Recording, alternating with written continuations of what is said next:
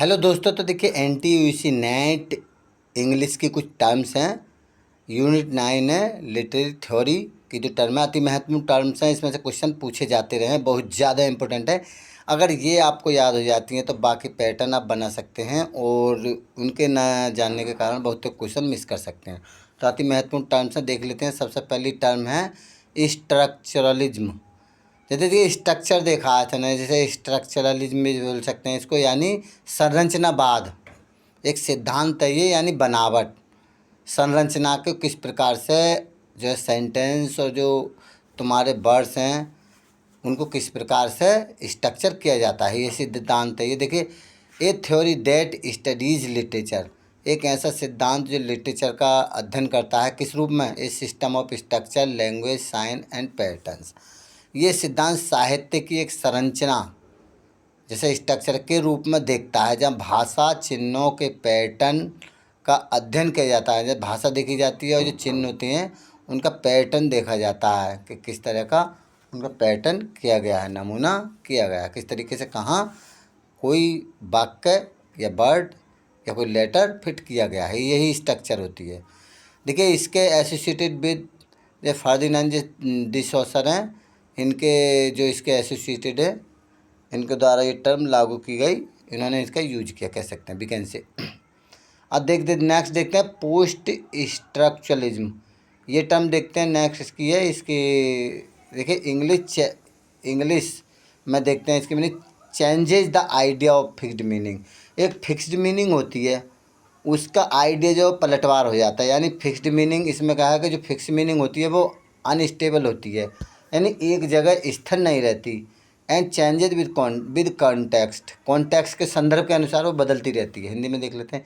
ये मानना कि अर्थ स्थिर नहीं होता, ये मानना कि अस्थिर नहीं बल्कि संदर्भ के अनुसार बदलता रहता है। यानी संदर्भ के अनुसार जो अर्थ है, जो मीनिंग है किसी जो है शब्द की या किसी पैराग्राफ की, वो बदलती रहती है, कॉन्टेक्स्ट के आधार पर रहती है, चलती है।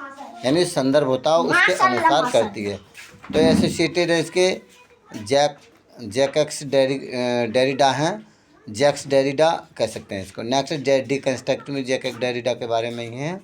डीकंस्ट्रक्टिव देखिए, आमतौर पर इसकी मीनिंग मैं बताऊँ। डीकंस्ट्रक्टिव माने दोबारा बनावट बना के दोबारा खड़ा करना है, तोड़ कर दोबारा उसको बनाना, उसको डीकंस्ट्रक्शन बोलते हैं आम भाषा में। कंस्ट्रक्शन, डीकंस्ट्रक्शन, ढाना, उसके सही रूप में करना। जैसे कि जो मकान है उसको कहीं कमी नज़र आ जाए, तोड़ फोड़ कर उसे नए सिरे से उसकी मरम्मत कर लेते हैं, इसी को डीकंस्ट्रक्शन बोलते हैं।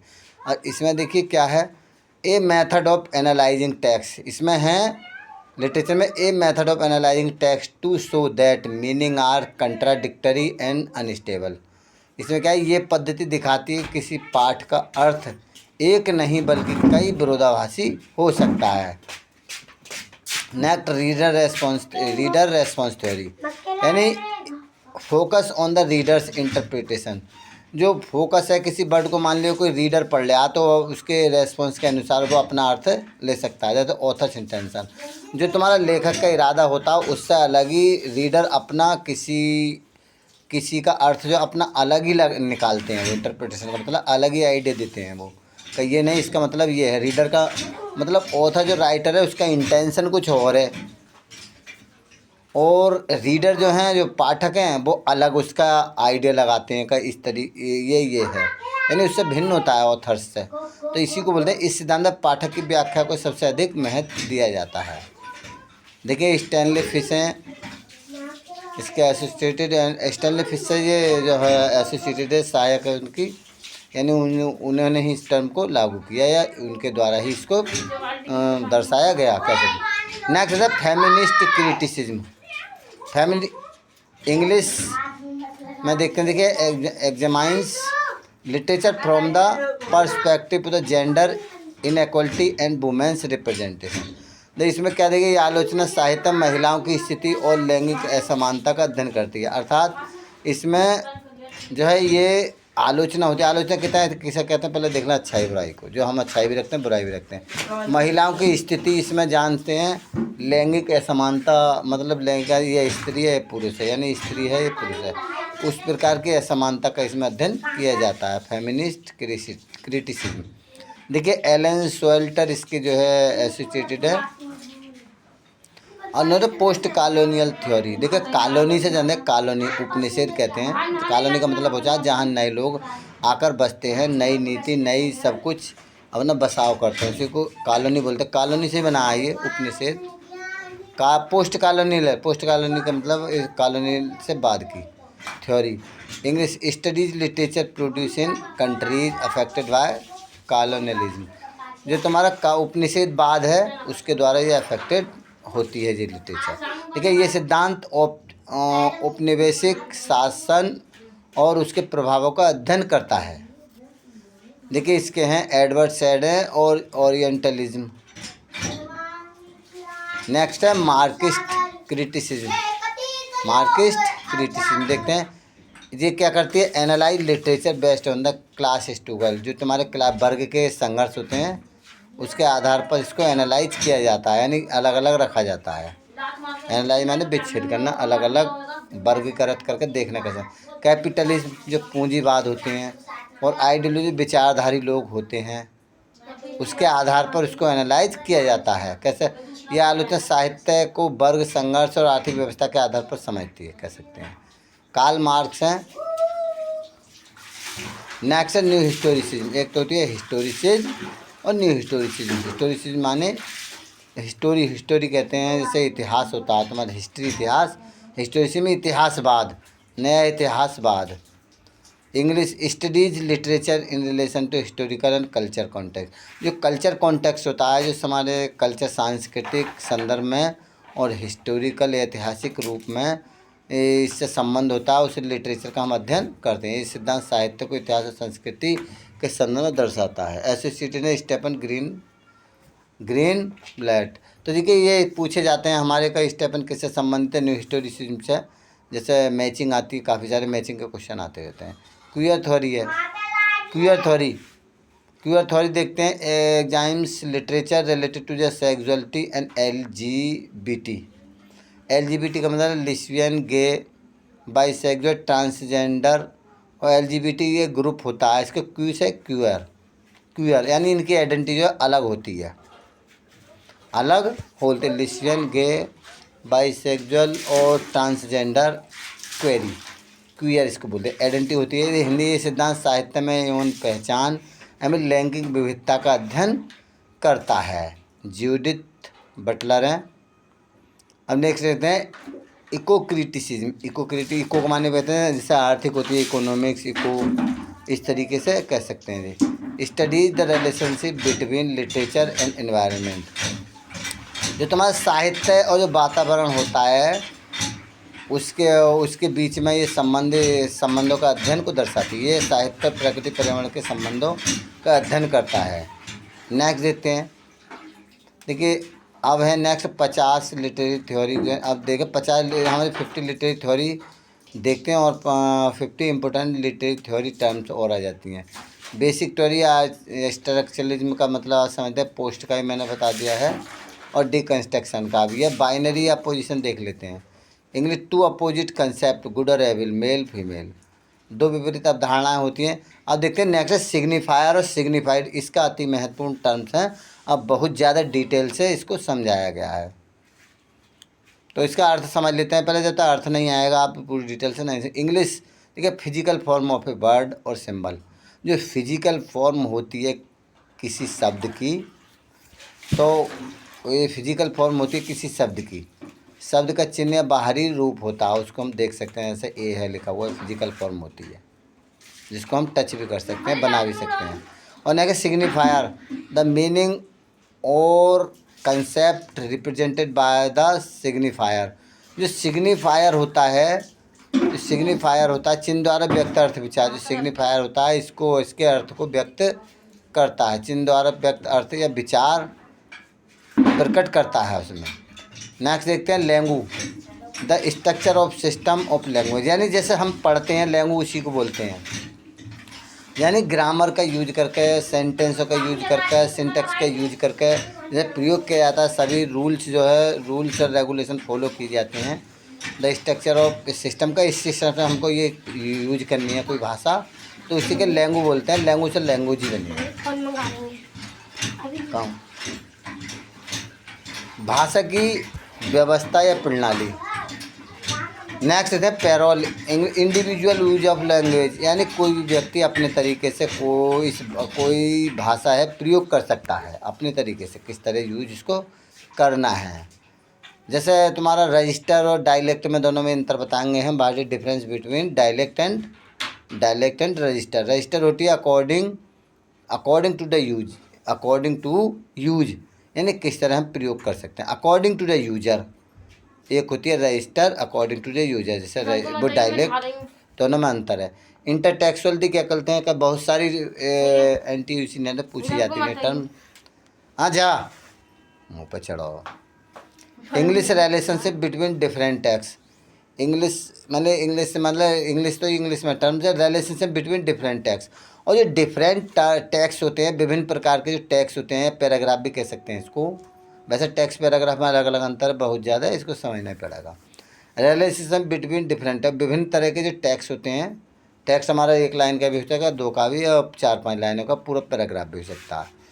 तो जो डिफरेंट टैक्स होते हैं उसके संबंध को ये दर्शाता है। एक पार्ट का दूसरे पार्ट से संबंध कह सकते हैं, यानी एक दूसरे के रिलेटेड होते हैं। इंटर टैक्स का परस्पर टैक्सुअलिटी, यानी एक टैक्स के बाद दूसरे टैक्स को दर्शाता है। मैंने इसमें कुछ बात कह गई तो अगली किताब में अगले टैक्स में वो बात होती है। इंटर टैक्सुअलिटी इसे कहते हैं। जैसे एक पैराग्राफ के बाद दूसरे पैराग्राफ, उसकी बात उससे जुड़ते हुए चलती है। डिस्कोर्स, वैसे आम भाषा में इसका मतलब संभाषण, बातचीत आम भाषा में। तो इसमें देखते हैं a system of ideas and knowledge express through language. Language के द्वारा लैंग्वेज के द्वारा नॉलेज और आइडिया के एक सिस्टम को दर्शाने का साधन है। भाषा के माध्यम से व्यक्त विचारों की प्रणाली है, कह सकते हैं।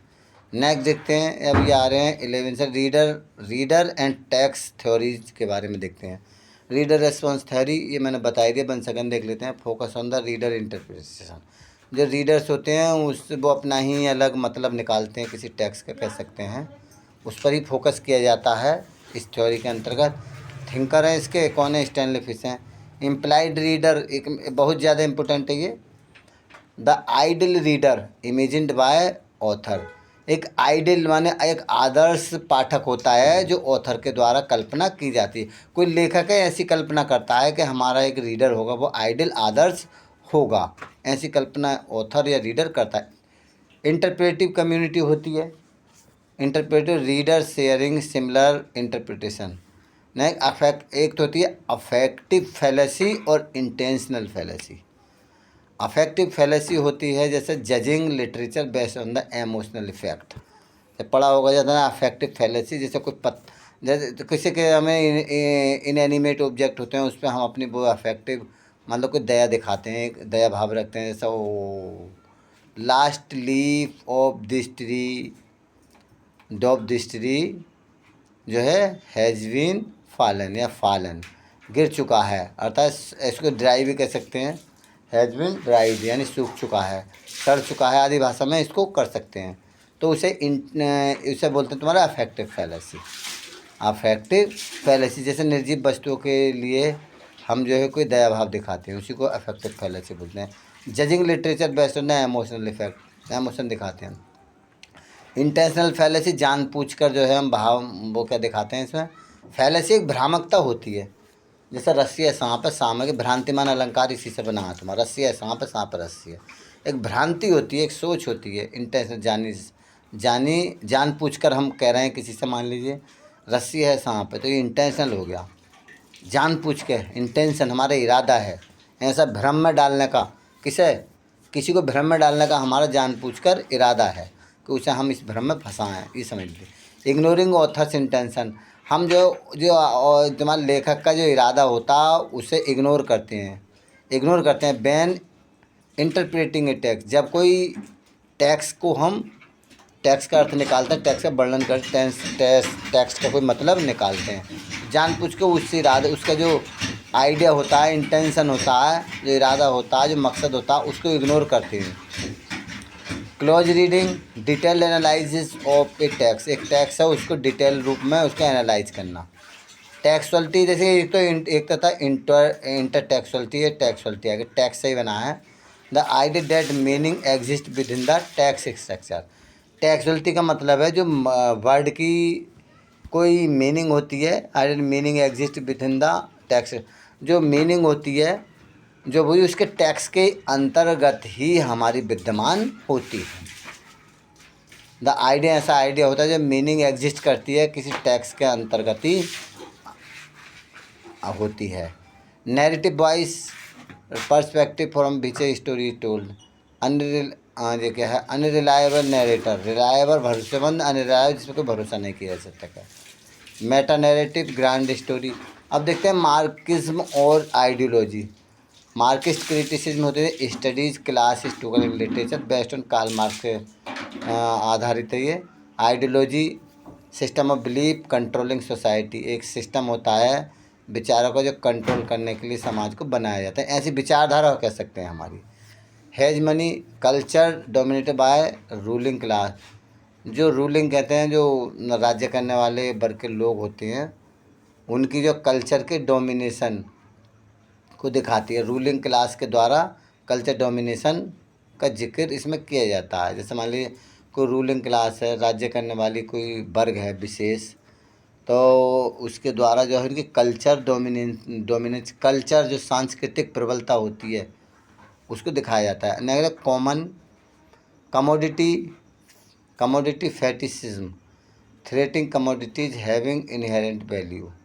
Next base on super structure, एक होती है structure super structure, economy base on self culture super structure कैसे। False consciousness misunderstanding of social condition, एक जो सामाजिक जो दशाएं होती हैं उसकी एक मिस्ड अंडरस्टैंडिंग होता है, यानी गलत समझ लेते हैं हम इसको। मटीरियलिज्म भौतिक बात कह सकते हैं, मटीरियल इससे बना भौतिक। Economic condition influence by society, जो हमारे समाज के द्वारा प्रभावित होती है आर्थिक दशाएं। नेक्स्ट देते थे क्लास कन्फ्लिक्ट देख लेते हैं, वो हम कुछ छोड़ देते हैं। Class struggle between social class है, जो सामाजिक वर्ग होते हैं उनके बीच युद्ध या संघर्ष। एलिनेशन किसी चीज़ से भटकना, अब अलगाव होना, अलग होता। एलिनेट अलग करने के लिए कहते हैं separation individual from their work, और ये अपने काम से जो व्यक्ति होते हैं वो अलग हो रहे होते हैं। देखें फेमिनिज्म में जेंडर थ्योरी, देखिए स्टडीज जेंडर इनइक्वलिटी, यानी इनइक्वलिटी का मतलब है बराबरी का दर्जा नहीं दिया जाता फेमिनिस्ट क्रिटिसिज्म में, यानी फेमिन जो औरत होती है उसको नीचा मतलब से कम दर्जा दिया जाता है पुरुषों की अपेक्षा। तो स्टडीज जेंडर इनइक्वलिटी, देखिए जो इनइक्वलिटी जो अबराबरी होती है, इक्वलिटी बराबरी है, जो ना बराबरी होती है लिटरेचर में उस चीज़ का अध्ययन करती है। Patriarchy male dominant social system, यानी इस पैट्रियार्की का मतलब जो मेल होते हैं उनको डोमिनेंट समझा जाता है, प्रबल समझा जाता है। जैसे पितृसत्तात्मक परिवार होते हैं, यानी पुरुषों को ही जो है डोमिनेंट समझा जाता है, ऐसी हमारी सामाजिक व्यवस्था होती है। गाइनोक्रिटिसिज्म स्टडी ऑफ वुमेन राइटर, जो वुमेन राइटर होते हैं उनका इसमें अध्ययन किया जाता है। एलन शेल्टर मैंने बताया gender construction, gender role created by society, society के द्वारा जो जेंडर रोल है उसको बनाया जाता है, यानी किसी भी उसमें एक जेंडर होता है, लिंग जो तुम्हारा रोल होता है उसको प्रदर्शित किया जाता है। हेलोसेंट्रिज्म मेल सेंटर्ड थिंकिंग और androgyny combination of masculine and feminine traits, जो तुम्हारे पुरुष स्त्रियों दोनों के गुणों का जो कम्बिनेशन होता है उसको एंड्रोजाइनी बोलते हैं। Next queer theory of sexuality identity thinker Judith Butler है, मैंने बता दिया। Gender performative next male gaze, male representation of women from male perspective. Sex and gender biological with social identity. Next देखते हैं फिलोसफिकल एंड कल्चर थ्योरी देखते हैं। Post colonialism, दोबारा orientalism देख लेते हैं इसका, ये नहीं western representation of the east. East जो होते हैं ईस्ट जो पूर्वी क्षेत्र को जो है ना वेस्टर्न जो कल्चर है, वेस्टर्न जो पश्चिम है उसको रिप्रेजेंट किया जाता है। फ्रॉम द बुक ओरिएंटलिज्म होता है ये, ऑथर एडवर्ड सैड है। Othering treating colonised people in as inferior, treating colonised people as inferior.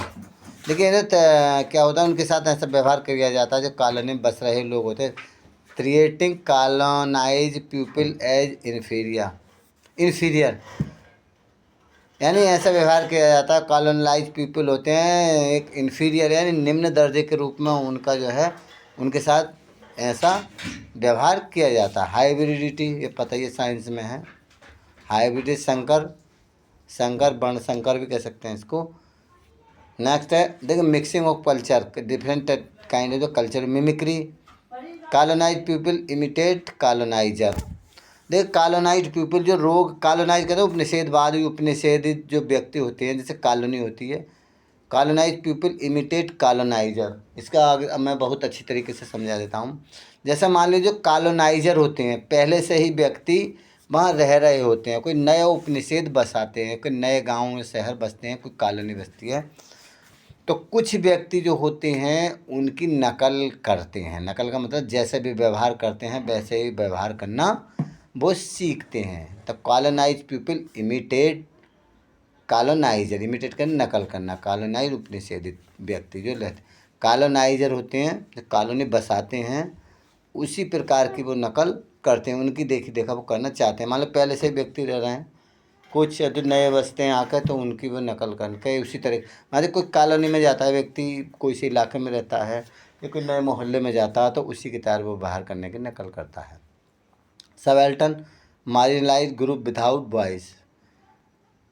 Diaspora people living outside their homeland उसको कहते हैं। इको क्रिटिसिज्म मैंने बता दिया। एनालाइज पावर नॉलेज भी देख ले जैसे बिटवीन पावर एंड नॉलेज। ये थिंकर माइकल फाउकाल्ट हैं इसके। जैक्स डेरिडा ने deconstruction Edward Said orientalism. Michel Foucault power and discourse है। और देखिए इस तरीके हम प्रश्न लेके आते रहेंगे बहुत सारे। हमारे पास ये most important literary theory terms हैं, इनको भी हम बताएंगे वंस अगेन। सिग्निफायर है अति महत्वपूर्ण टर्म्स है, इनको जानना बहुत ज़रूरी है। तो कुछ आपको पता चल गई होगी। बार बार इनको video post structuralism and deconstruction. Deconstruction का मैंने बताया ही है कि जो उसका नया उसको मिटा के जो है दूसरी वो करना पोस्ट डिकन्स्ट्रक्शन। देखिए रिवीलिंग कंट्राडिक्शन इन टेक्स्ट यानी इसके कहीं टैक्स होता है इसका विरोध किया जाएगा दूसरा मतलब निकालता है। Thinker Jacques Derrida. हाँ आ रहा हूँ चल।